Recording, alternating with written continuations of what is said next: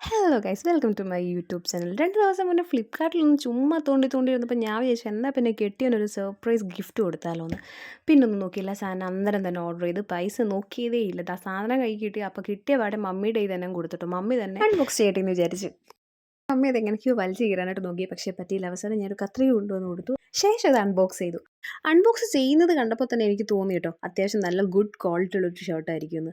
എൻ്റെ ഊഹം തെറ്റിയില്ല കേട്ടോ, നല്ല കിടിലൻ ഷർട്ടായിരുന്നു. പക്ഷെ ഒരു നിമിഷത്തേക്കും മനസ്സിൽ ലഡു പൊട്ടി മോനെ. എന്താ സംഭവം എന്ന് ചോദിച്ചാൽ, ഇത് വലുതല്ലേ മോളെ എന്നൊരു ക്വസ്റ്റ്യൻ. പിന്നൊന്നും നോക്കില്ല, അകത്ത് കയറി കെട്ടിയവൻ്റെ നല്ലൊരു ഷർട്ട് എടുത്തു. അതും ഇപ്പോൾ കിട്ടിയ ഷർട്ടോട് വെച്ച് നോക്കി. അപ്പോൾ രണ്ടും കറക്റ്റ് അളവായിരുന്നു. കറക്റ്റ് അല്ല, 1 ഇഞ്ച് വ്യത്യാസമുണ്ട്, എങ്കിലും കുഴപ്പമില്ല.